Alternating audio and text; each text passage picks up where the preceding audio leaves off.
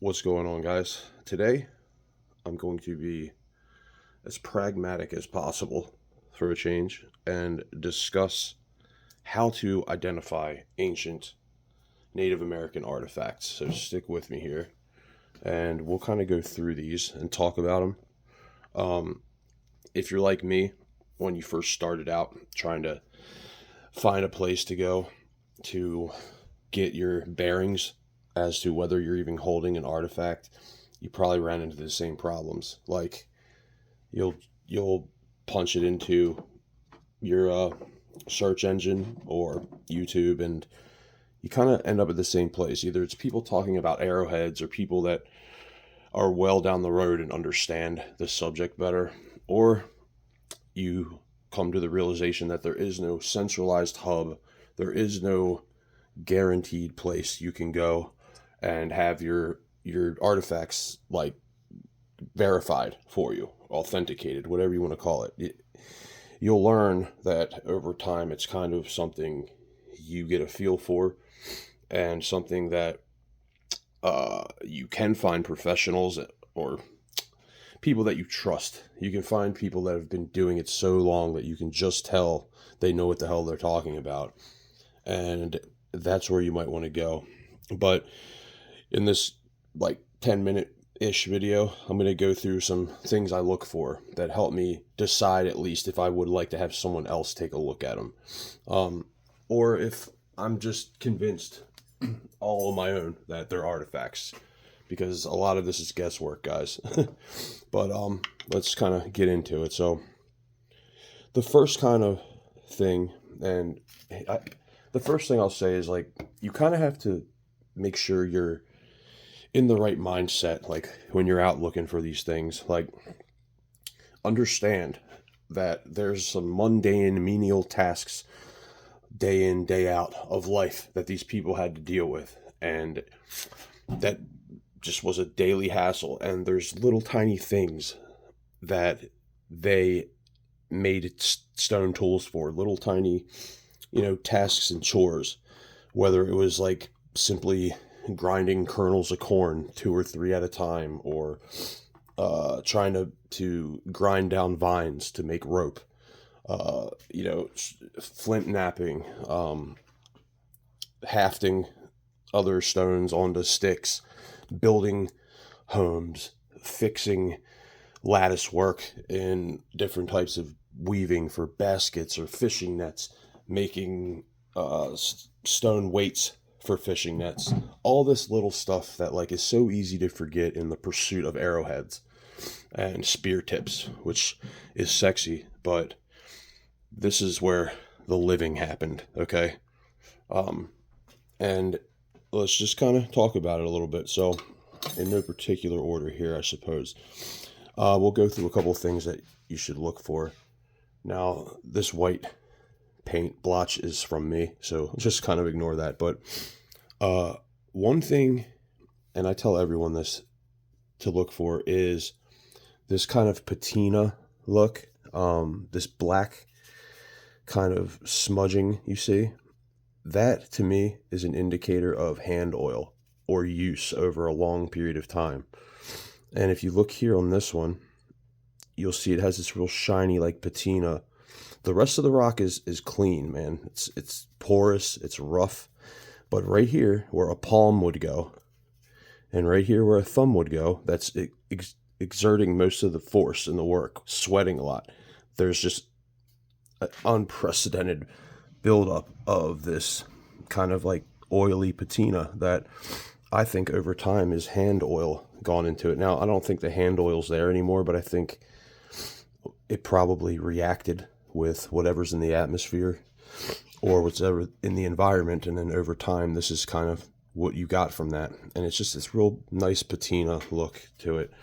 So all right, that's cool, but then what exactly would they do with this? Like, so great, it fits in my hand perfectly, and take this with a grain of salt. I'm 6'7" and my hand is like I can palm a basketball with no problem, so I have to keep that in mind sometimes, because I'll miss the grip.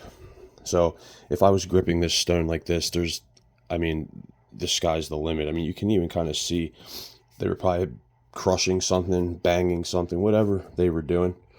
You can see there's some damage and stuff down here, like bang, bang. It could have been breaking other stones to format a certain scenario they had, but a grinding tool, a bludgeoning tool, whatever. But just keep that in mind. Look for these little oily spots. Let's jump to something else here. Let's take a look at this guy. He's really unique. Now, sometimes here we get this real flat run, right? Look for these angles, guys. Like, nature can produce right angles, but when you find a succession of them, or just a bunch of unique surfaces like this that maybe have like oils from nuts, walnuts, some kind of residue from smashing something. If you look at the side of this rock, you'll see just the regular rock face, and you'll see these slick parts that to me screams that it's some sort of residue. And here's my next big tip. Look at it. Speaking of tip, look at the tip of this thing.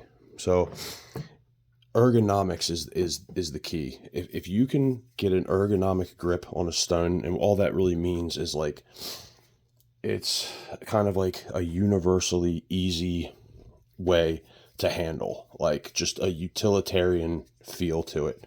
And it just feels right. If it just melts into your palm like it was made that way, then you can look for little signatures. Like, for example, this feels really well weighted and really proper in my hand like this. And the signatures might be, okay, this thumb slot is cut out for my thumb here. There's some rock chiseled away here so that my hand fits it better. That's what I mean by signature. And then you have to take into account what's the utility of it. Now, my hand is huge, but I could imagine you have all this force on the top. You could grind something with real, where you have to get a lot of pressure in a tight spot. This could have been ground on top of another rock to grind different types of wheats or corn, or the guys, they were probably grinding animal bones too to get the marrow out. Just something to pay attention to. Because if you don't have the utility off the top of your head, what it was used for, like, this is a very unique shape for nature to have just made, it's worth taking a second look. Okay. Speaking of unique shapes, this thing, it just looks like a pyramid. Now, this is totally me reading into this, but it's got like the number 7 on it in like this creepy font, which I find really cool. But, and then over here, we kind of have this fire signature, like clay baked kind of signature with more of that residue on the bottom, and it's very flat. I mean, you can tell it's pretty damn flat. Was this something to grind with? A couple folks suggested that maybe it is a wedge to split wood, and I mean, look at the top of it. It's banged up. Might suggest that, but I don't know, because I feel like this stone would crumble apart, but it might not. For all I know, it might not. But take a look at it. It kind of looks like at one point it was encased in whatever this is. You know what I mean? But that's something else to look for. I always come back to the ergonomic thing. Here, let's take a look at this while we're on the ergonomic thing. This thing is probably the best example of it, and it has all the signatures I'm looking for. So see this edge right here? This is really flat, and it has this kind of shined up patina, oily look to it. And up here, I have this black oily patina stuff right there and right there. And guess what? When this enters my hand, it feels like it was made. It just feels like it belongs there. Like, I can't even describe how epic it feels. And look, right where my fingers land, it's got a little bit of that darkness there, and it looks like it was intentionally chiseled out in this spot just to accommodate that. And look, boom, palm, black palm oil, boom, thumb. And these two spots, again, are where a majority of that force and work is coming from. So I think this was used in some sort of grinding fashion. Or, guys, people had to get creative back in the day, if you know what I mean. Especially the females. But maybe I'm just being fucking perverted, but I don't know. Something tells me that human urge is something that's had to be satisfied throughout the ages. Let's move on. Now this for the life of me, I could not tell you what the possible utility would be other than to use it as a hammer. It just seems like a really awkward hammer, but hey, I mean, I guess if it got the job done. But again, I'm seeing these kind of unique signatures, I call them, like that the rock might cleave or break this way. Normally, that might be the normal cleavage of this rock, but I'm not sure. It's just this is too unique of a rock to pass up. This side suggests that maybe it was used to grind. Let's see if I can get it into focus here. You can see these striations running down it, especially towards the top up here, like nice long runs, and that could very well be what it's for. Keep an eye out for stones that have these little divots in them, these little nut-sized pockets, which, you guessed it, are used for nuts, squashing nuts in. If I can walk away from that without making a joke, I'll be amazed. Take a look at, where is that one? Oh, this one. I love this one. This is one of my favorite rocks. And why is it one of my favorite rocks? One of my favorite artifacts? Because it screams to me that it is somehow an artifact, yet I have no idea why. The rock is incredibly smooth. It has this beautiful palm presence to it, and it just truly feels like it was some sort of artifact. It was used for some reason.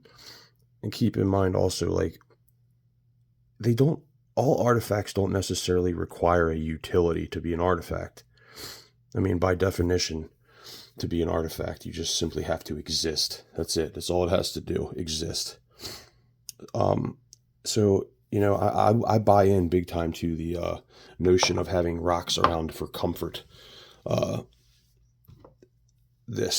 If you saw this laying in the sand, you would probably pick it up. Just, it's unique, it's smooth. It has a couple little signatures about it. It has these two perfectly parallel marks created.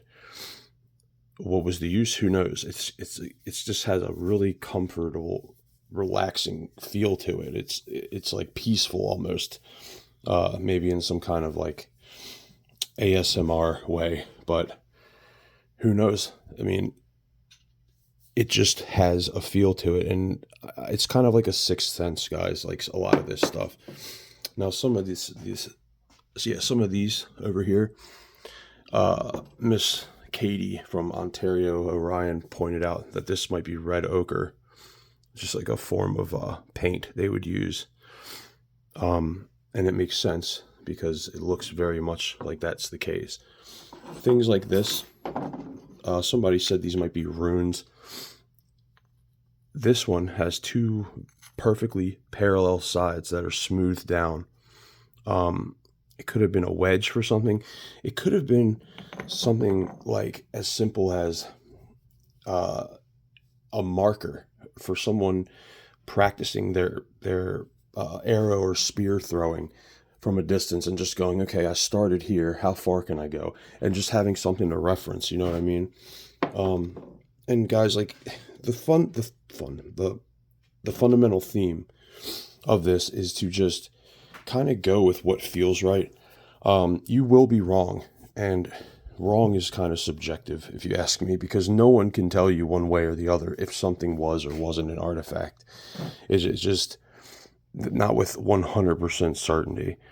Like, so much of this is subjective, but trying to remove that subjectivity is the key. Something like this, stuff that you might think looks like an axe head or some sort of hammerstone, but the rock type doesn't seem right. It doesn't mean ditch it. It doesn't mean it wasn't hafted. It doesn't need grooves to have been hafted to something. This little guy right here, I have this notch here, and way on the other side, I have what's left of the notch. I think it broke off over time, but that might have been hafted onto something as a little chipper or tool for just clearing out soil or whatever, gardening. They had the whole farming aspect of their life, guys. The key is to just keep an open mind. And when you come across the super obvious artifacts or the super blatantly obvious art of the time, like, I don't need to get a second opinion on this. I know what this is. Then you're good. Just unfortunately, there is no centralized hub of knowledge to, believe me, if there were, I would have sent this guy there a while ago. But a lot of this is networking, finding people out there that you trust or that you think have a good grip on this stuff, and then contacting them directly and getting their input. But I'm going to leave it at that, guys. Something different from me, a pragmatic approach, which you don't often see from this channel. I hope everyone's being safe, and I love you all, and I hope there's nothing but light filling your lives, and be nice to one another, treat everyone with kindness, and I will talk to you guys soon. Thank you.